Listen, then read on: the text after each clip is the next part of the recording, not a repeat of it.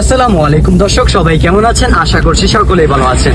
আমরা এই মুহূর্তে রওনা হয়েছি আলেকজান্ডার মেঘনা বিচ, গরিবে সুইজারল্যান্ড, আব্দুল্লাহ চর। আমাদের সাথে আছে খন্দকার রাকিবুল হাসান নোয়া, আর আমাদের সাথে আছে আমাদের নয়ন এমব্রয়ডারি টেলার্সের পুরো টিম। তো আলেকজান্ডারের সমস্ত সৌন্দর্য আপনাদের সাথে শেয়ার করব। সে পর্যন্ত ভিডিওটি সম্পূর্ণ দেখার অনুরোধ রইল।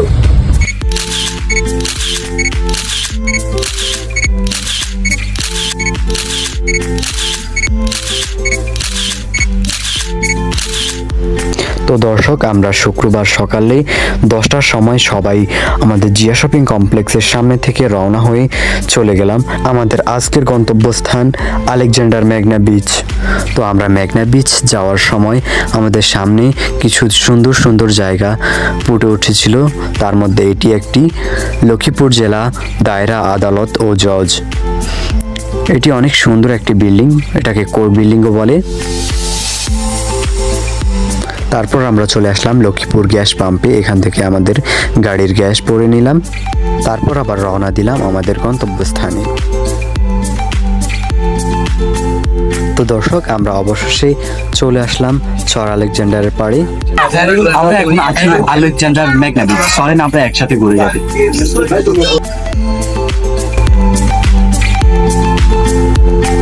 চলেন আমরা একসাথে উপভোগ করি।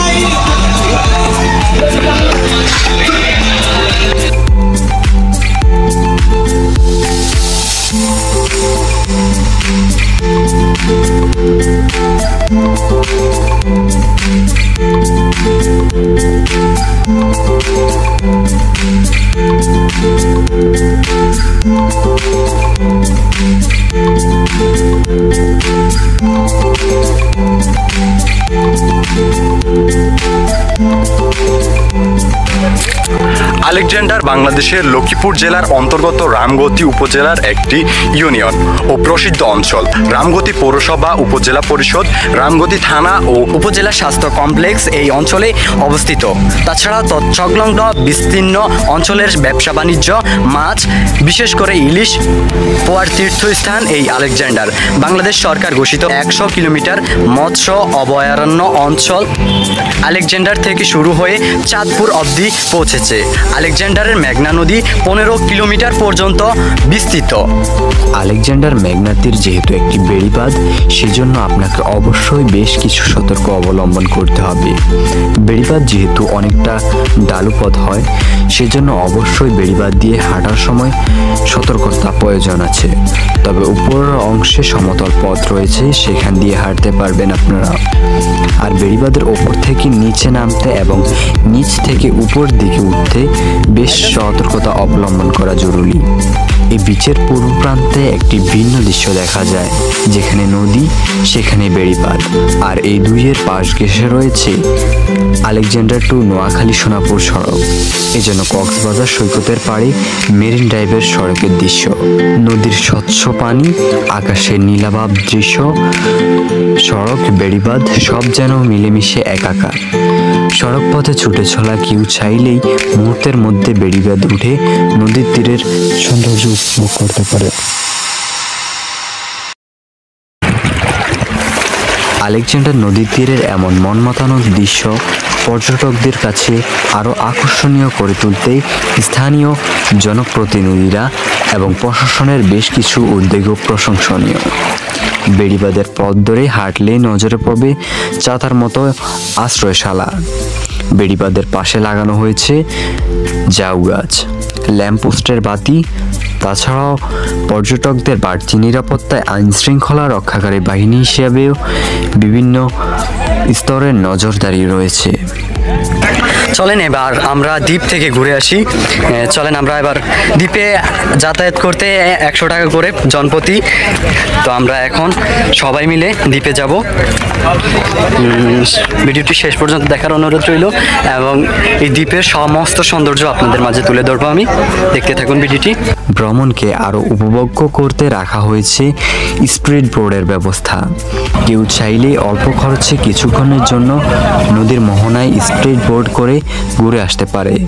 আলেকজান্ডার মেঘনার পাড় থেকে দক্ষিণে চোখ রাখলেই তেমন কোনো জনপদের চিহ্ন চোখেই পড়ে না।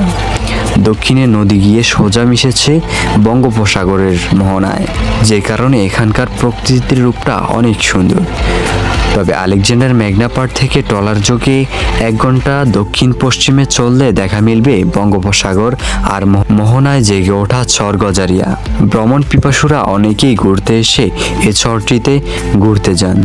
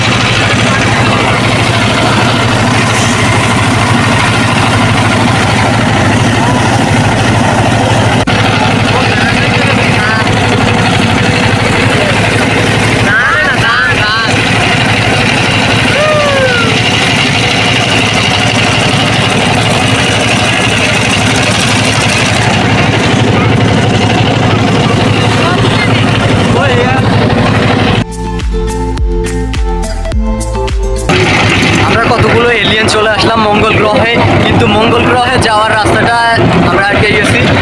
কোন দিক দিয়ে মঙ্গল গ্রহে আমরা ল্যান্ড করব সেই জায়গা খুঁজে পাচ্ছি না।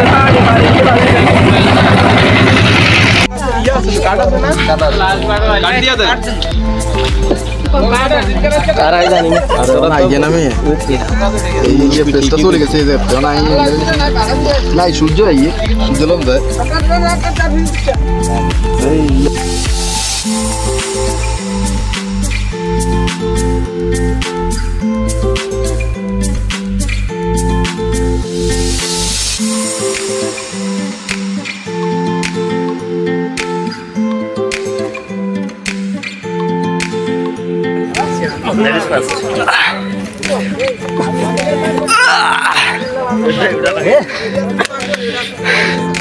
অবশেষে আমরা ল্যান্ড করলাম মঙ্গল গ্রহে।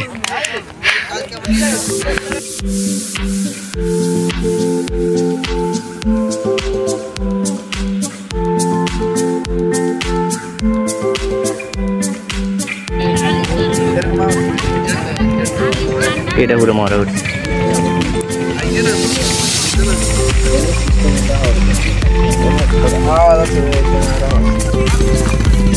এখানকার প্রাকৃতিক দৃশ্য আপনাকে মুগ্ধ করবে।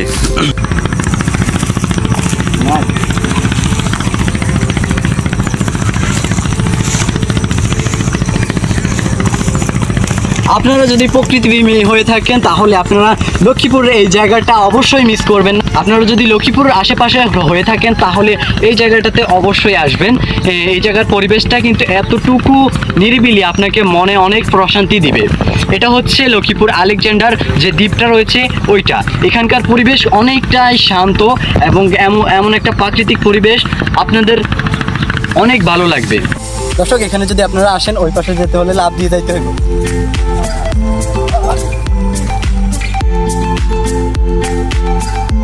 এই দ্বীপে আপনারা যতটুকুই হাঁটবেন ততটুকুই দেখতে পারবেন, শুধু দ্বীপের পর দ্বীপ। এখানে আমরা অনেক দূর এসেছি, যদি মাছ ধরা যেত এখানে তাহলে অনেক মজা হতো আরও।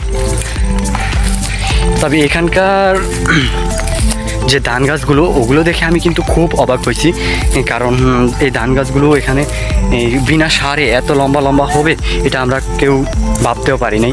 তবে এখানকার এই যে ধান গাছগুলো দেখতে দৃষ্টির বাহিরে, অনেক দূর জায়গা জুড়ে এত পরিমাণ ধান গাছ, যেটা আমরা ক্যামেরার মধ্যেও দেখা সম্ভব না, এবং আমরা নিজ চোখেও কিন্তু এটার শেষ সীমানা দেখতে পাচ্ছি, এবং ক্যামেরার মধ্যে আমরা এটার শেষ সীমানা দেখতে পাচ্ছি না। এটা খুব বিস্তৃত।